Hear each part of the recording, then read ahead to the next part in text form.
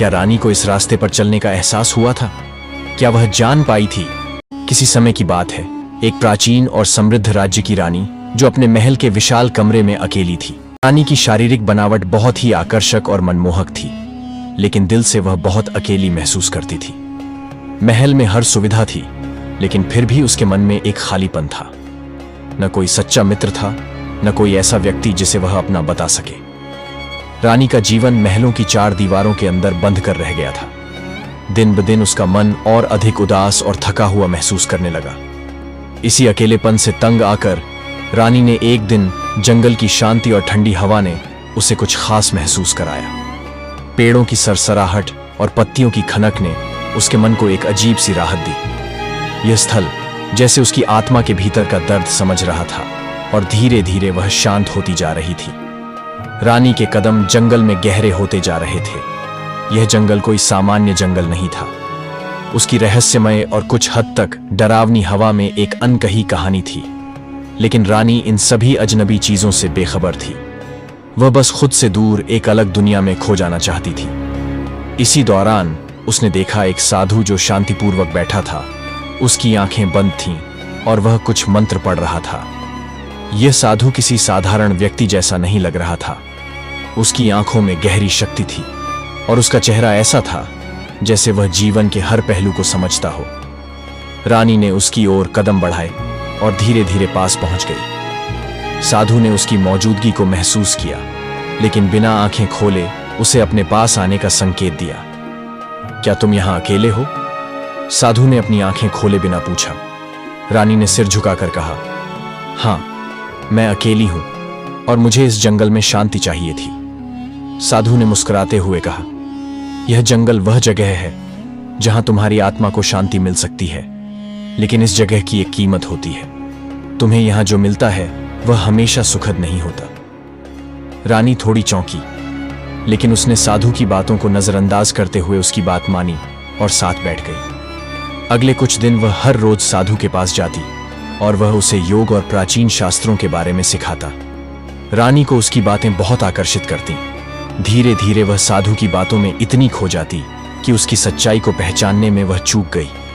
साधु के साथ बिताए गए समय ने रानी को उस गहरी मानसिक शांति की ओर बढ़ने में मदद की जो वह अपने महल में कभी नहीं पा सकी थी। लेकिन इस शांति के साथ एक जाल भी था जो रानी के भावनात्मक और शारीरिक बल को धीरे धीरे चूस रहा था।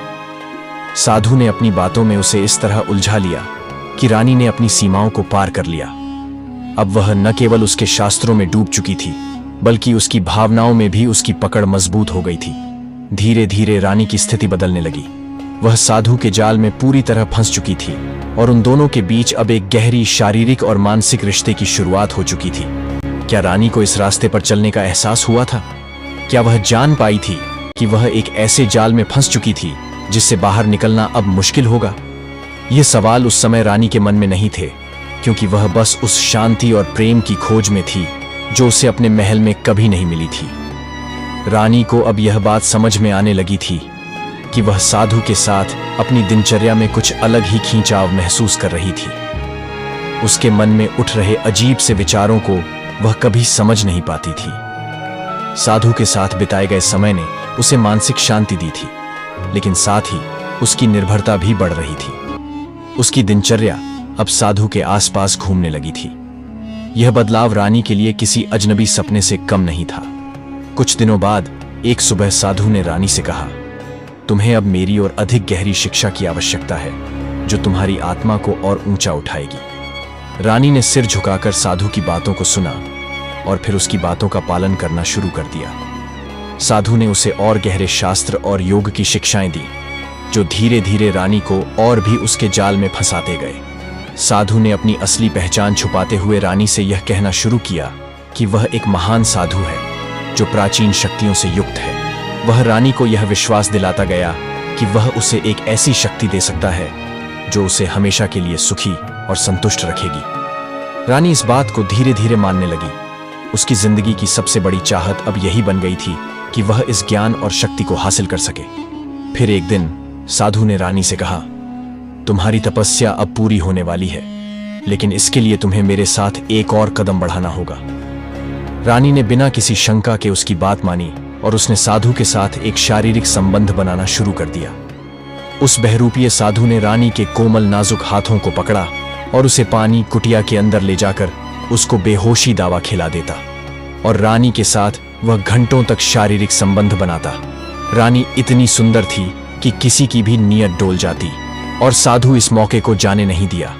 बेहोशी के हालत में रानी के साथ लगातार संबंध बनाता और रानी कराहती हुई उसका दर्द सहती रहती। वह अब पूरी तरह से उसकी बातों में फंसी हुई थी और उसे यह महसूस होने लगा था कि यही उसका उद्देश्य है और अब वह बहरूपिया साधु रानी का शारीरिक शोषण करता और उसके कोमल और पवित्र शरीर को दूषित कर दिया।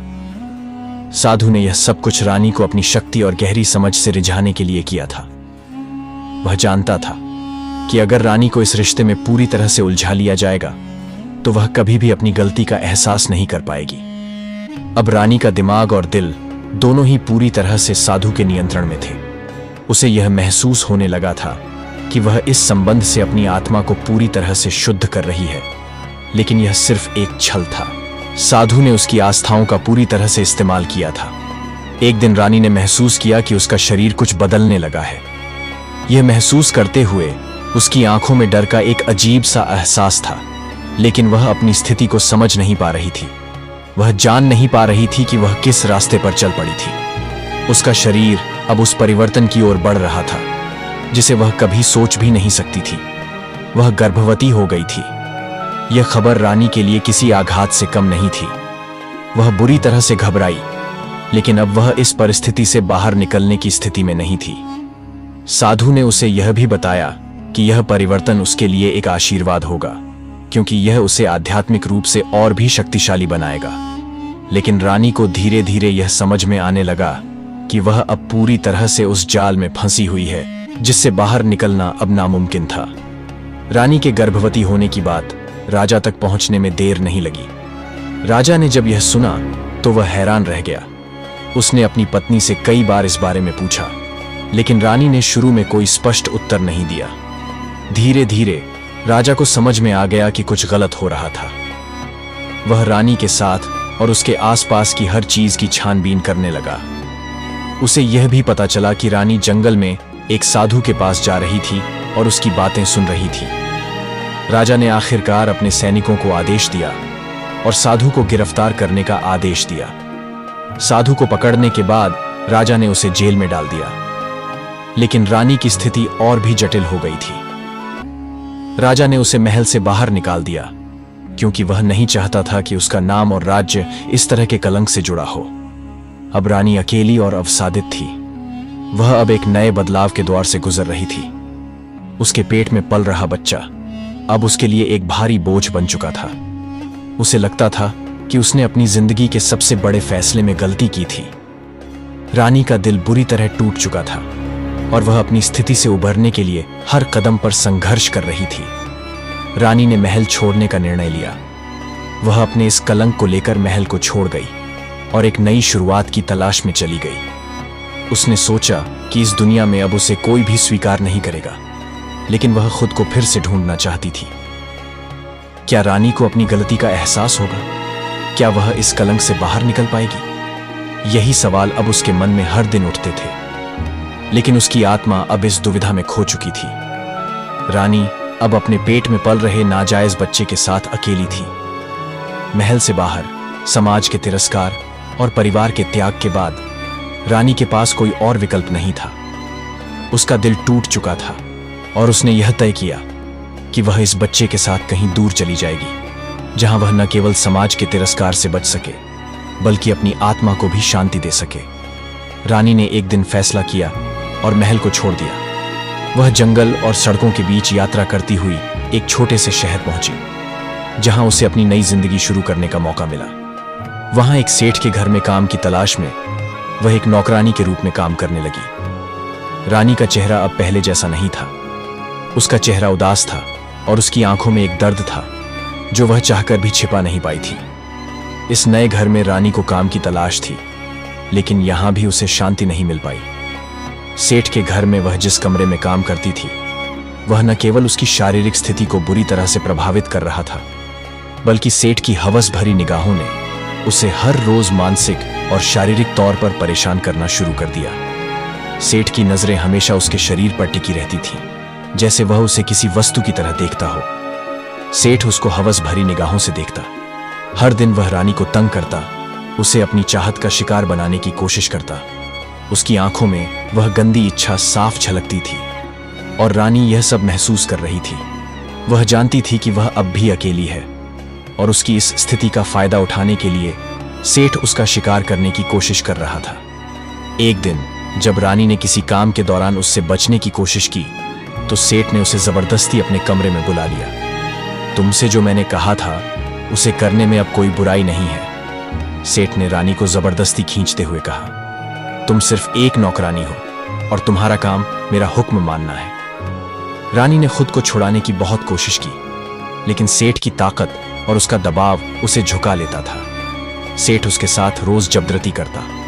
रानी अपना सम्मान और स्वाभिमान खो दिया था और वह जानती थी कि वह अब पूरी तरह से इस जाल में फंस चुकी है। लेकिन इस सब के बीच एक और संघर्ष था। रानी के अंदर एक आवाज गूंज रही थी, एक आवाज जो कह रही थी कि यह सब झेलने से बेहतर है वह अपने जीवन को फिर से नए सिरे से शुरू करे, दूर कहीं और। समाज का तिरस्कार और सेठ की दुर्व्यवहार से परेशान होकर रानी ने यह फैसला किया कि वह इस जीवन से बाहर निकल जाएगी।